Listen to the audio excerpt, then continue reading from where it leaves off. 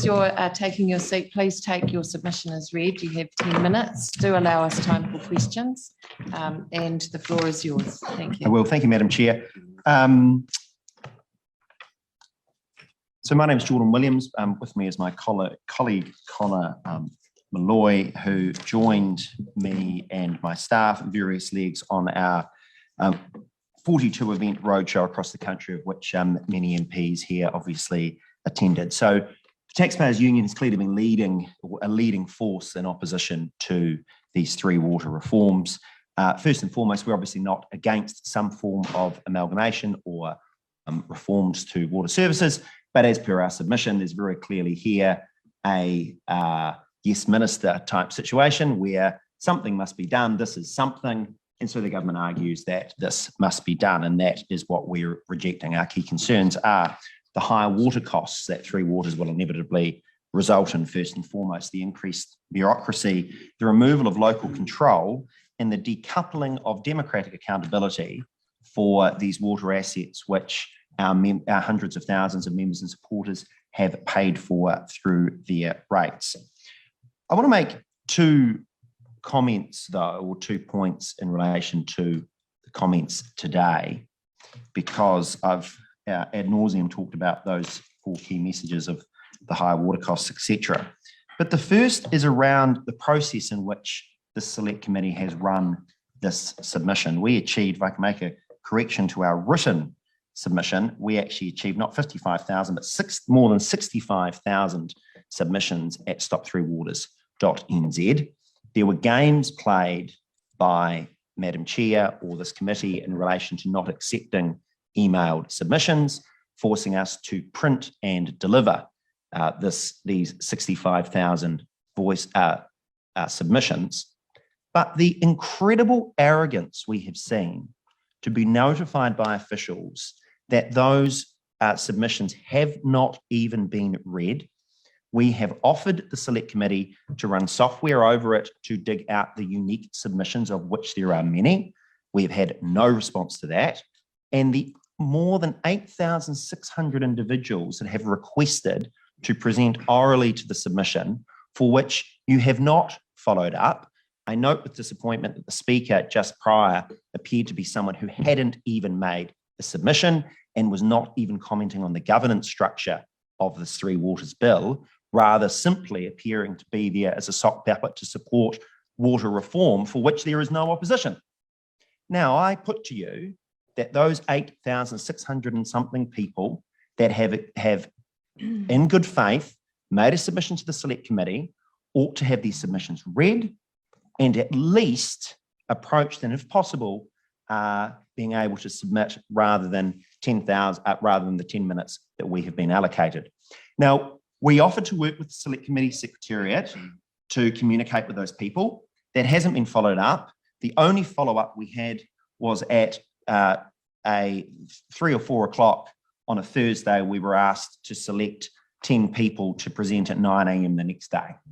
Now, I put to you that is not covering yourself with the best process, and that I asked the Select Committee to reconsider that, and at the very minimum, read the submissions of the good, hardworking New Zealanders who have paid for these assets that you were taking out of their control, and at the minimum, get your officials to summarise those unique submissions, because these aren't form submissions.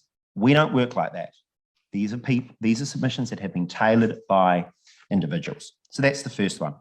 The second point I want to make is around honesty in this debate. And you'll see, Madam Chair, that there is a legal opinion appended to our submission, whereby we asked a law firm to assess the minister's claims, the Prime Minister, the Minister of Finance, and the Minister promoting this bill, that if the claims around ownership were made in a private sector capacity, would that be unlawful under the Fair Trading Act and Securities Regulation? And the short answer is it absolutely would. If Nanaya Mahuta made the claims that she is making in trade, she would be a crook. And whilst she is not in trade, she is not a crook. Order, Yeah. Madam Chair. She would be, Sorry, point but of for the Point of order. Point of Chairman. order, I don't think it's appropriate for anyone to be called a crook in this forum. Yeah, can you please clarify, is that your I'll- measure of opinion? I'll reword it directly from the QC, that the claim's false, misleading, and deceptive, that the government's effrontery is breathtaking in relation to the calculation to deceive parliamentarians and the public. I apologise for using shorthand for that claim. Now, the short point is that we should expect of our parliamentarians and of ministers to be honest with the public and what they are doing. And the claims around ownership have been dishonest. Now, what we weren't expecting is there is perhaps some liability, criminal liability, on these claims being repeated by local government New Zealand and those in professional engagements on the ministerial working group. And I'm happy to go into those details should anyone wish to, but I'm also conscious that I should leave time for questions, Madam Chair, but the full opinion is appended to our submission. Thank you for your submission. Just in the interest of natural justice, I'd like to clarify that the process that this committee followed was made as a decision of the committee and not of the officials. And so we will leave the officials out of this debate. And there were reasons for those decisions, which members may wish to question on or not. But also in the interest of time, I'd like to hand the floor to Simon Court for a question and then Simon Watts. Thank you, Madam Chair. And thank you, Jordan, and to the Taxpayers Union for your excellent submission. You can be assured that your concerns will be taken into account as we prepare a final report on this bill back to the government. The opposition shares your concerns. I just want to come back to cost. You've raised this in your submission. We've heard from Apoti District Council just now that the WIC's assessment of their likely cost to fix their three waters over 30 years is $300 million. Their current asset value is 98 million, which they believe WIC's assumes they'll need to replace their assets 3 times in 30 years. Do you think that we should have any confidence at all in the economic modelling behind this reform proposal?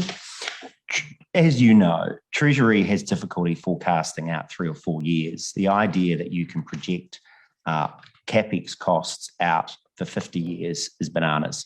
I thought it was ironic that a few months ago I saw an interview with a Minister of the Crown on this very subject, and she referred to peer-reviewed costings out of Scottish Water and some of the consultancies working for the government. What she didn't mention is that those peer reviews slammed those costings. And I rely heavily here on the excellent work by Andreas and Castalia for the Communities for Local Democracy. I would submit that the councils are the experts on this area. Yes, we have a shared interest in good quality and affordable infrastructure. What I'm not seeing here, in my background is regulatory economic law and control of natural monopolies, is that I'm not seeing anything here that is preventing the sort of gold plating that engineers would love, but actually it'll be the Taxpayers Union ratepayers that pay for it. And there is a trade-off.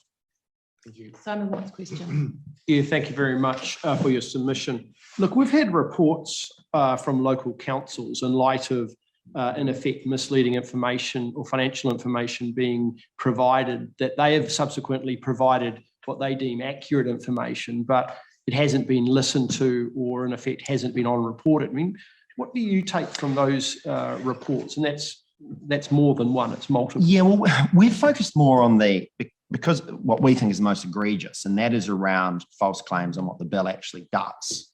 And this sort of, renaming a cat a dog in relation to what ownership is.